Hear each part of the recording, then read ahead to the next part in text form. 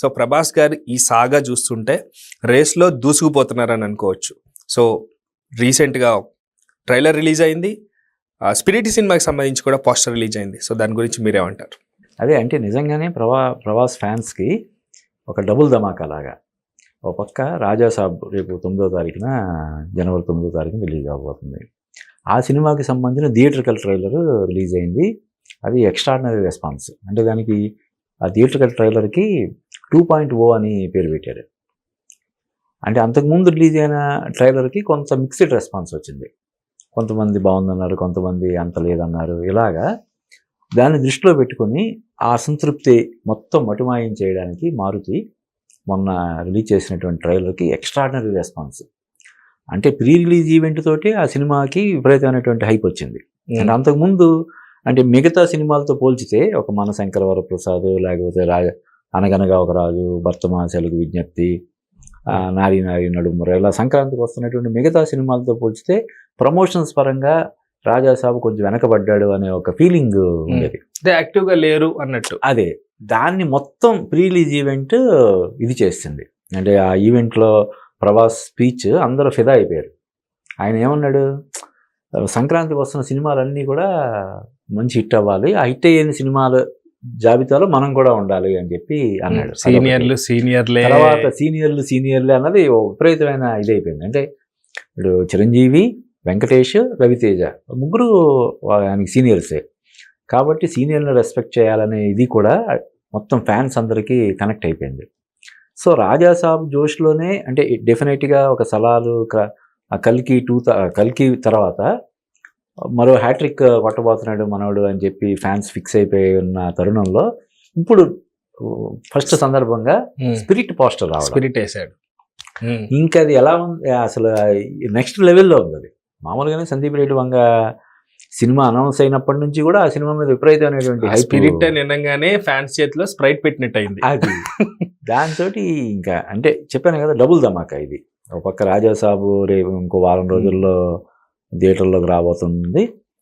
దీనికి సంబంధించినటువంటి అప్డేట్, స్పిరిట్కి సంబంధించినటువంటి అప్డేట్ అసలు ఫ్యాన్స్ని ఉర్రూతలూగించేలాగా ఉందని మనం చెప్పొచ్చు. కానీ స్పిరిట్ పోస్టర్ చూసే చాలా డిఫరెంట్గా ఉంది. అవును, ఎంత అంటే చాలా అట్రాక్టివ్గా ఉంది. అంటే ఒక స్టోరీని గెస్ట్ చేయొచ్చు, గెస్ట్ చేస్తే మళ్ళీ ఏమవుతుందో అన్న సస్పెన్స్ కూడా దాంట్లో. ఒంటి నిండా గాయాలు కనిపిస్తూ ఉన్నాయి.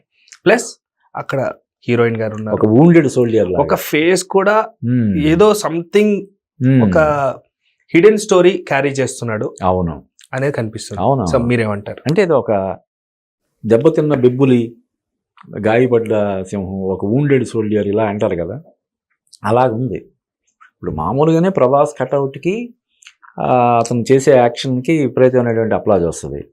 దానికి తోడు ఒక సిన్సియర్ పోలీస్ ఆఫీసర్గా అతనికి కొన్ని ఎదురు దెబ్బలు తగిలినప్పుడు అతను ఏ విధంగా రియాక్ట్ అవుతాడు అనేది సినిమాలో కథాంశంగా మనం అంటే ఫస్ట్ రిలీజ్ చేసినటువంటి గ్లిమ్స్, ఆడియో గ్లిమ్స్ ద్వారా మనకు అర్థమవుతుంది. కాబట్టి ఒక wild action with sentiment, romance, emotions, drama ఇవన్నీ ఉంటాయని మనకి అనిపిస్తుంది. ఇప్పుడు యానిమల్ సినిమాలో కూడా ఒక పక్క ఆ బోల్డ్నెస్ అది ఉంటూనే ఆ తండ్రి కొడుకుల మధ్య ఉన్నటువంటి ఆ బాండింగ్, ఆ హస్బెండ్ వైఫ్ మధ్య ఉండే ఆ రిలేషన్, అవన్నీ చాలా బ్యూటిఫుల్గా ఎస్టాబ్లిష్ చేస్తాడు. ఈవెన్ అర్జున్ రెడ్డిలో కూడా అలాగే కదా ఉంటుంది. సో ఈ సినిమాలో కూడా, ఈ స్పిరిట్ సినిమాలో కూడా నెక్స్ట్ లెవెల్లో ఆ ఎమోషన్స్ అన్నీ ఉంటాయని. సో మినిమం అయితే ఎక్స్పెక్ట్ చేయొచ్చు అంటారా? మినిమం కాదు, మ్యాక్సిమం అంటే ఎంత ఎక్స్పెక్ట్ చేసినా కూడా దాన్ని మించే ఉంటుంది సినిమా. సందీప్ రెడ్డి వంగ సినిమా ఇలా ఉండొచ్చు అని ఎక్స్పెక్టేషన్స్ కూడా వెళ్తే దానికి మించి ఉండేలా తీయడంలో మనోడు సిద్ధహస్తుడు. సో ఒక ఎక్స్పెక్టేషన్తో వెళ్ళొద్దు, కానీ 100% సాటిస్ఫై చేస్తాడు. ఎన్ని ఎక్స్పెక్టేషన్స్ వెళ్ళినా కూడా బియాండ్ ఎక్స్పెక్టేషన్స్ ఉంటుందని మనం చెప్పొచ్చు సందీప్ రెడ్డి వంగ సినిమా. అండ్ ఇప్పుడు వచ్చిన స్పిరిట్ సినిమా గురించి ఆ పోస్టర్ చూస్తే ఎలా అర్థం చేసుకోవాలండి? అదే అంటే ఒక యాక్షన్ పరంగా ఒక వైల్డ్ యాక్షన్ ఉంటుంది, రొమాన్స్ ఉంటుంది, రెవెంజ్ ఉంటుంది, సెల్ఫ్ ప్రొటెక్షన్ అనేది ఉంటుంది. ఇలాగా వేరియస్ ఎమోషన్స్ అవి ఉంటాయి. అంటే ప్రాపర్గా బాహుబలి లాంటి సినిమా తర్వాత ప్రభాస్ ఇటువంటి సినిమా కదా చేసి ఉండాల్సింది అనిపించేలాగా. ఇది బాహుబలి తర్వాత వస్తే ఏంటి పరిస్థితి కదా, బాహుబలి తర్వాత నిజంగా ఇప్పటికే దేవుళ్ళ చూస్తున్నారు. ఇంకా నిజంగా దేవుడన్నా ఆ, పక్క రాష్ట్రాల్లో చూస్తే కొంతమంది గుళ్ళే కట్టారు. అవును, పేర్లు మనకి ఈవెన్ తర్వాత. జపాన్ లో కూడా ఈయనకి ఫ్యాన్స్ ఉన్నారు. మిగతా రాష్ట్రాల్లో కాదు, మిగతా దేశాల్లో కూడా ఒక ఫ్యాన్ బేస్ ఉన్నటువంటి హీరో ప్రభాస్. ప్రస్తుతం కనిపిస్తున్న ఆయనలో ఆయన ప్లస్ ఈ సినిమాని కేవలం ఇండియాలోనే కాకుండా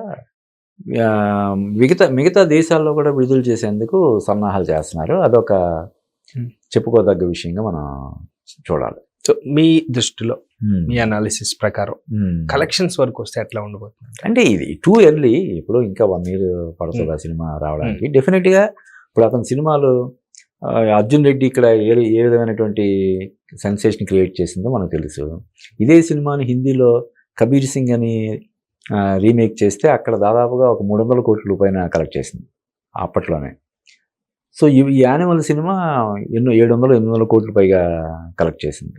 కాబట్టి డెఫినెట్గా ఇది ఏదైతే పుష్ప, దురంధర్ ఇటువంటి సినిమాలు ఒక బెంచ్ మార్క్ సెట్ చేసాయో ఆ బెంచ్ మార్క్ని క్రాస్ చేసేలాగా ఉంటుంది డెఫినెట్గా ఈ సినిమా. సో సంక్రాంతికి చూస్తే మనకి రాజాసాబ్ రాబోతుంది.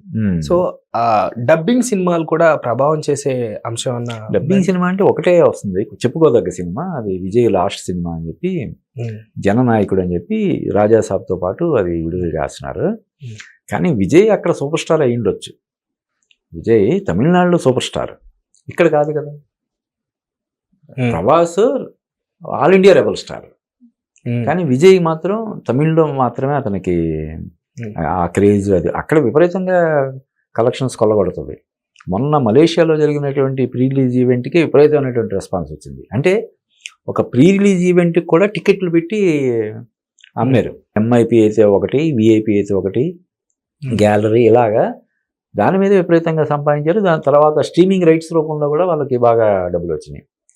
కాబట్టి విజయ్ సినిమా డెఫినెట్గా ఆ సినిమా ఒక రేంజ్లో, పైగా అతను రాజకీయాల్లోకి వచ్చేసిన తర్వాత ఇంకా నేను చేసినటువంటి చివరి సినిమా ఇదని అతను అఫీషియల్గా అనౌన్స్ చేశాడు. కాబట్టి ఆ సినిమా చూడడానికి ఫ్యాన్స్ అందరూ ఎగబడతారు.